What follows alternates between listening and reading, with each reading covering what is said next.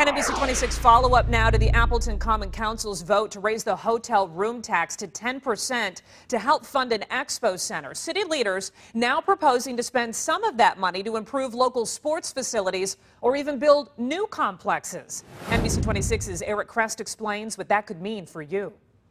By putting aside just 1% of the proposed room tax that would be gathered, the Fox Cities could collect about $500,000 every year, and that money would go into a rainy day fund for sports complexes across the Fox Cities. Expo Center plans have been floating around for nearly 20 years, but the plan to plug room tax money into a sports facility fund, that's new. We're talking about potentially tens of millions of dollars going into a fund, and we don't know exactly what or where it's going to fund at this point. Alderman Loebner was in the minority with that opinion. Only 2 of 13 votes were opposed to the sports complex funding.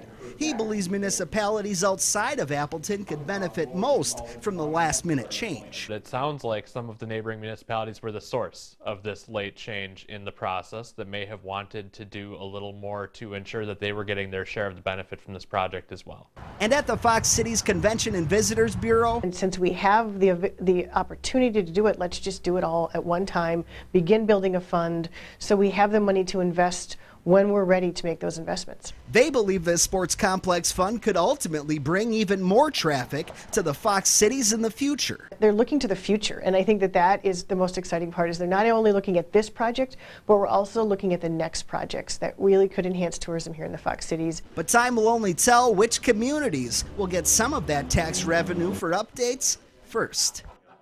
Estimates have already suggested that the Expo Center and the investment into the sports facilities across the Fox Cities could add up to as much as $13 million to the area every single year in visitor spending. Eric Crest, NBC 26.